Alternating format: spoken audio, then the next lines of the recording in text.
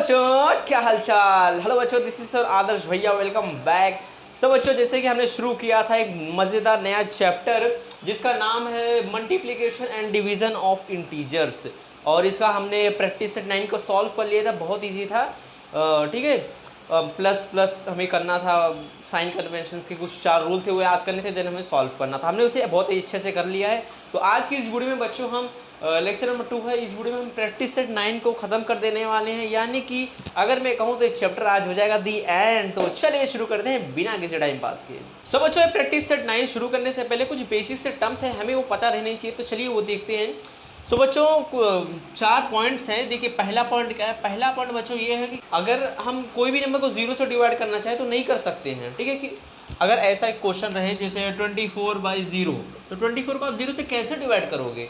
तो we can't divide any number by 0, हम 0 से किसी भी नंबर को डिवाइड नहीं कर सकते हैं। ये पहला रूल है। सेकंड रूल क्या है बच्चों। सेकंड रूल ये है कि अगर क्वेश्चन है, जैसे आपका क्वेश्चन है, मान लीजिए 96/-2, ऐसा कुछ क्वेश्चन है। तो अगर दोनों जो डिवाइड जिसे कर रहे हो, तो दोनों अगर नंबर न्यूमरेटर और डिनोमिनेटर का दोनों अगर माइनस है, तो उसका जो क्वोशंट आएगा, जैसे हम डिवाइड करते हैं, तो ये क्वोशंट जो ऊपर आता है वो क्वोशंट हमेशा बच्चों पॉजिटिव ही आएगा, ठीक है।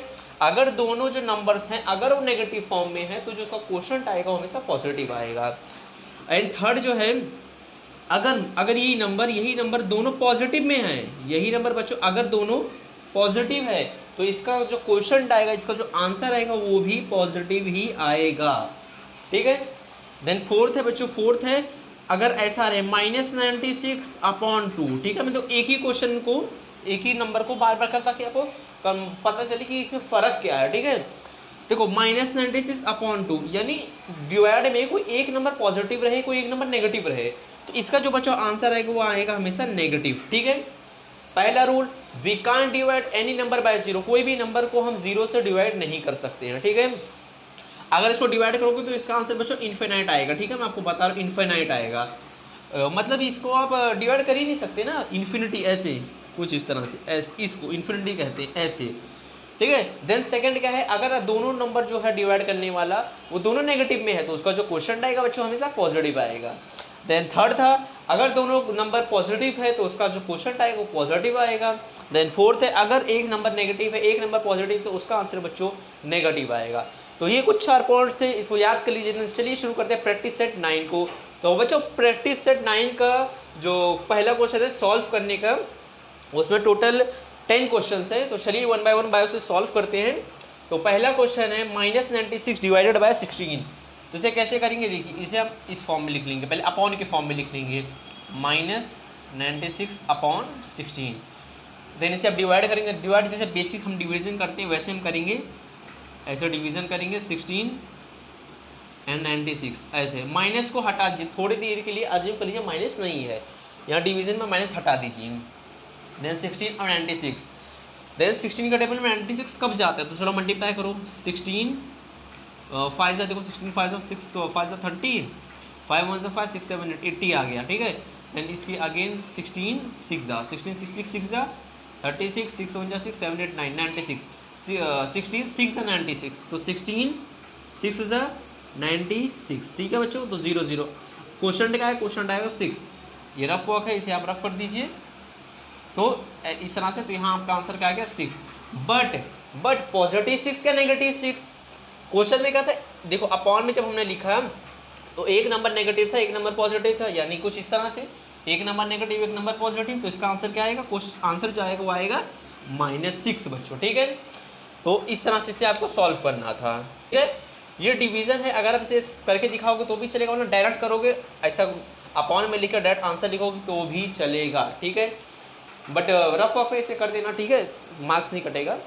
सो बच्चों, जो हम लोग का सेकंड क्वेश्चन है वो है 98 डिवाइडेड बाय -28, ठीक है। तो इसे कैसे करेंगे, पहले हम फ्रैक्शन के फॉर्म में लिखते हैं 98 डिवाइडेड बाय -28।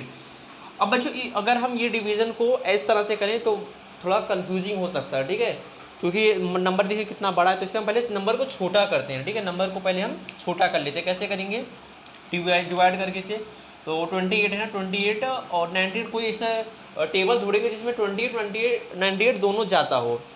तो 2 से शुरू करते हैं। देखिए 2 से 2 1 ज़ा 2, 2 का टेबल में 2 1 ज़ा 2 और 8 कब जाता है 2 4 ज़ा 8, ठीक है।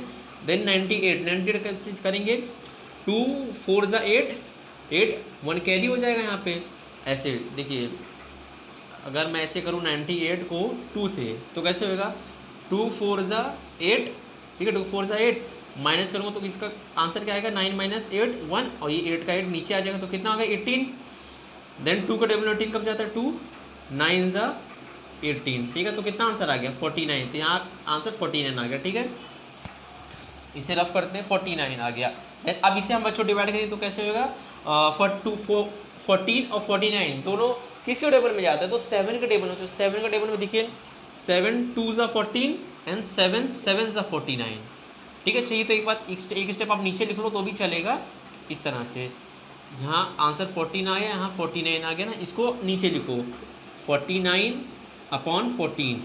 अब इसे डिवाइड करो तो किस कैसे करेंगे 7 2 ज़ा 14 7 7 ज़ा 49, तो आंसर कितना आएगा 7/2। बट प्लस कि माइनस, तो देखो एक नंबर पॉजिटिव में एक नंबर नेगेटिव में, यानी आंसर नेगेटिव में आएगा तो यहाँ आप नेगेटिव डाल दो, यहाँ बीचों बीच में नेगेटिव के साइन आपको डाल देना, ठीक है। ये अपॉन है, अपॉन के साइन डाले हो ना यहाँ पे से नेगेटिव, तो -7/2, ठीक है, इस तरह से। तो चलिए सब क्वेश्चन नंबर 3 देखते हैं। सो जो थर्ड सब क्वेश्चन जो है वो है -51 डिवाइडेड बाय 68। तो इसे पहले फ्रैक्शन के फॉर्म में लिख लेते हैं -51 डिवाइडेड बाय 68। अब इसे हम डिवाइड करते हैं तो इसे पहले हम छोटा करते हैं, तो इसे कैसे करेंगे देखिए इसे हम शुरू करते हैं 51 और 68 बच्चों 51 और 68 एक कॉमन टेबल में जाता है। कैसे 51 और 68 तो ये जाएगा 17 के टेबल में, 17 के टेबल में 17 3 ज़ा 7 3 ज़ा 21 3 1 ज़ा 3 4 5 17 3 ज़ा 51 होता है और 17 के टेबल में 68 जाता है 17 4 ज़ा 68, ठीक है। 7 4 ज़ा 28 28 हो जाएगा 4 1 ज़ा 4 5 6, ठीक है। तो देखिए टेबल इसके लिए मैं बताऊँ टेबल आपको याद होना चाहिए, एटलीस्ट 20 का टेबल याद होना चाहिए। तो 51 और 68 डायरेक्टली सॉल्व हो गया, इसे अब डिवाइड करने का कोई ज़रूरत ही नहीं ना, डायरेक्ट सॉल्व हो गया, एक ही टेबल में जाता है। तो कैसे 17 3 ज़ा 51 17 4 ज़ा 68, तो आपका आंसर क्या आ गया, आपका आंसर आया -3/4, ठीक है। तो कुछ नंबर जो बच्चे होते हैं वो डायरेक्टली सॉल्व हो जाते हैं, तो उसमें ज़्यादा दिमाग नहीं लगाना पड़ता है, बट हाँ टेबल आएगा तो हम डायरेक्टली उसे सॉल्व कर सकते हैं। तो देखिए कितना आसानी से सॉल्व होगा। चलिए सब क्वेश्चन नंबर 4 है 38 डिवाइडेड बाय -57, तो 38 डिवाइडेड बाय -57 इस तरह से क्वेश्चन है। अब इसे डिवाइड करते हैं। अब फिर से देखो दोनों नंबर एक टेबल में कोई जा रहा है, किसमें 19 के टेबल में भी जाता है। देखिए 19 2 ज़ा 9 2 ज़ा 18 2 1 ज़ा 2 1 का 3 38 आंसर आ गया, ठीक है। एंड 19 के टेबल में 57 जाता है 3 ज़ा 19 3 ज़ा 9 3 ज़ा 27 3 1 ज़ा 3 4 5, तो कितना आंसर आएगा 57। तो हम 19 के टेबल से इसे डायरेक्टली कैंसिल कर सकते हैं 3 19 2 ज़ा 38 एंड 19 3 ज़ा 57, तो इसका आंसर क्या आ गया -2/3, ठीक है। माइनस क्यों लगाया क्योंकि देखो एक पॉजिटिव है एक नेगेटिव है, तो इस तरह से हमने माइनस लगा के कर दिया। तो बच्चों देखो कुछ सम जो है वो डायरेक्टली टेबल से सॉल्व हो जाते हैं, ठीक है, और डायरेक्टली टेबल से सॉल्व हो जाते हैं। जैसे हमने ये क्वेश्चन डायरेक्ट सॉल्व किया, ये क्वेश्चन डायरेक्टली सॉल्व किया। अब चलिए ये 5th क्वेश्चन है -85/20, ठीक है। तो इसे हम देखिए 5 का टेबल से इसको डिवाइड करते हैं। अब इस तरह से जो डिवीजन होता है बच्चों करने में थोड़ा टाइम लगेगा, तो हम डायरेक्टली सॉल्व करते हैं इसे इस फॉर्म में, देखिए फ्रैक्शन के फॉर्म में हम इसे सॉल्व करते हैं, क्योंकि अब आप बड़े हो चुके हैं, अब बच्चे थोड़े ना कि आप डिवीजन उस तरह से करो, आप डायरेक्टली फ्रैक्शन में ही आप डिवीजन कर सकते हो। कैसे और सिखाता हूँ। अब देखो 20 है और 85 है, तो इसे 5 का टेबल में देखो 5 का टेबल में दोनों नंबर जाएंगे। 5 के टेबल में 5 4 ज़ा 20 होता है और 85 कब जाएगा 5 के टेबल में 8 नहीं जाता, 8 से छोटा 5 1 ज़ा 5 बचा कितना 6 7 8 3 बचा, तो 3 यहाँ कैरी कर देंगे तो क्या होगा 35 हो गया।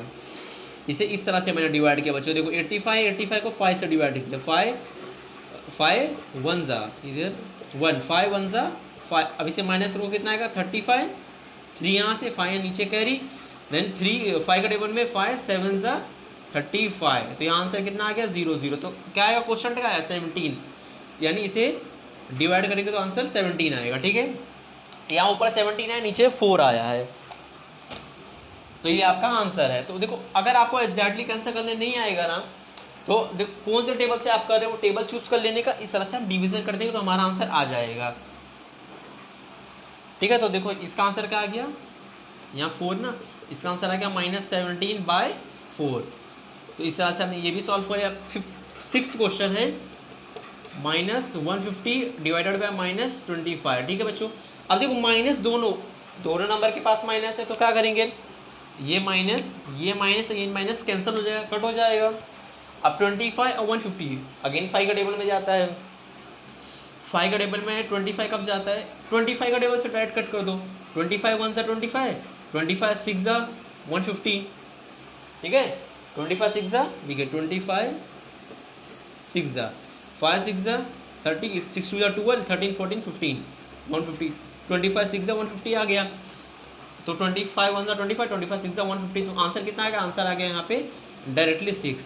बच्चों कुछ नंबर इजी होते, कुछ नंबर थोड़ा दिमाग लगाना पड़ता है हमें कैसे सॉल्व करें, तो आप प्रैक्टिस करोगे जरूर से आपको आएगा। तो इसे लिख लीजिए, देन हम आगे क्वेश्चन सॉल्व करते हैं। सो बच्चों सब क्वेश्चन नंबर 7 है 100 डिवाइडेड बाय 60। तो इसे हम फ्रैक्शन के फॉर्म में करते हैं पहले फर्स्ट ऑफ ऑल। तो 100 डिवाइडेड बाय 60, तो देखिए इसे कैसे करेंगे, देखो 60 के पास एक जीरो है, 100 के पास 2 जीरो, तो ये एक जीरो कैंसिल हो गया। अब बचा क्या, अब बचा 10 और 60 बचा, 6 बचा, 0 कैंसिल हो गया, तो 10/6 बचा।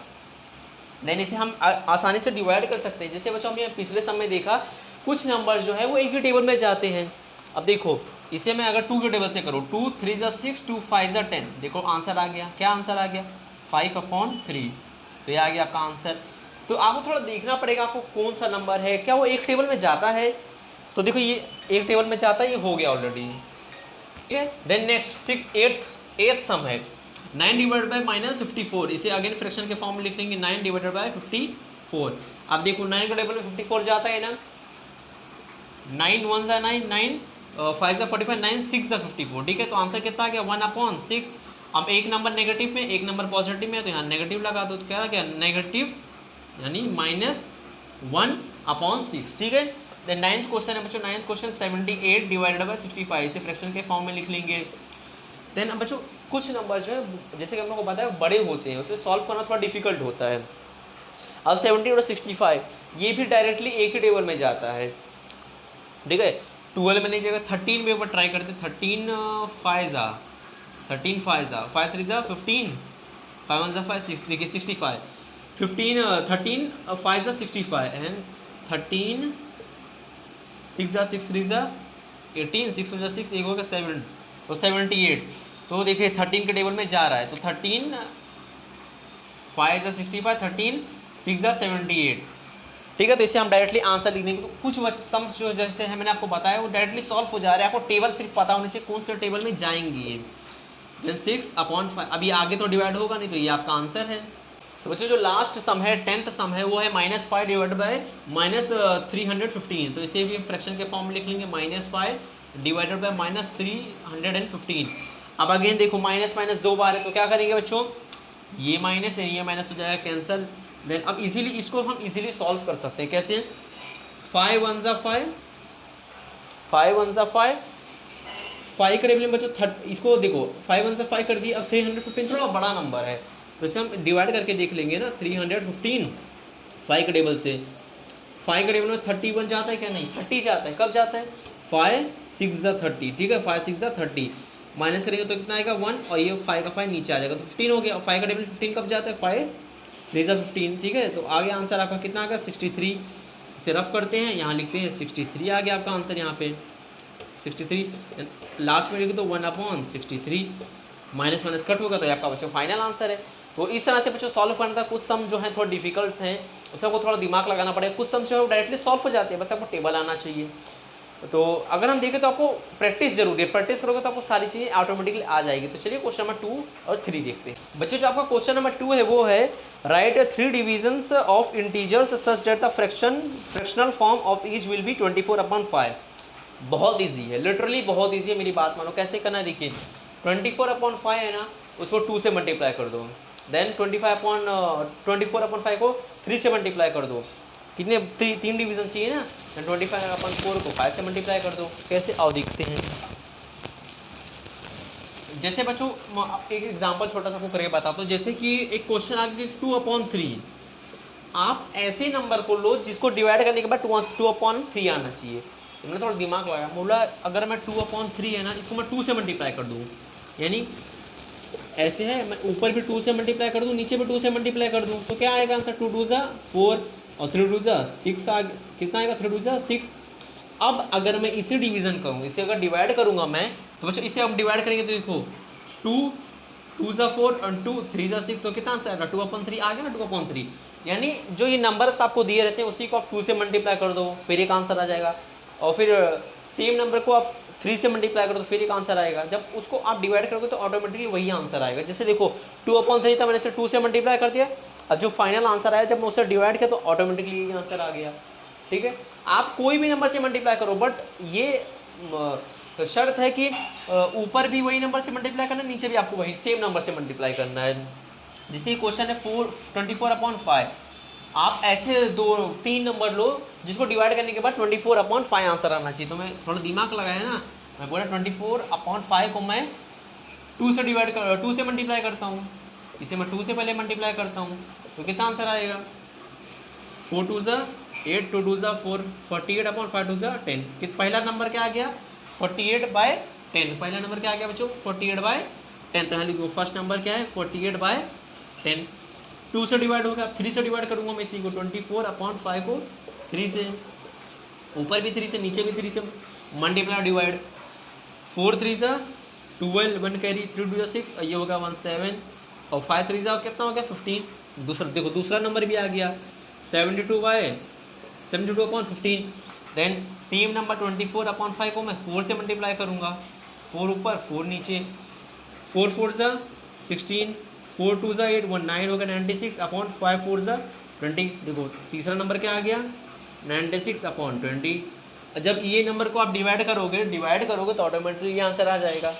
अरे भरोसा नहीं तो कैलकुलेटर खोलो, डिवाइड करके देख लो। ठीक है, तो इस तरह से देखो। अब क्वेश्चन नंबर 3 क्या है आपको? देखो क्वेश्चन नंबर 3 है, क्वेश्चन नंबर 3 में भी आपको एक क्वेश्चन दिया है -5/7। तो ऐसे आपको 3 नंबर बनाने हैं जिसको डिवाइड करने, अब इसको डिवाइड करूँगा तो ये आंसर आएगा। तो ऐसे 3 नंबर बनाओ जिसको डिवाइड करने के बाद -5/7 आना चाहिए। ठीक है, तो चलो उसे भी देख लेते हैं एक बार, कर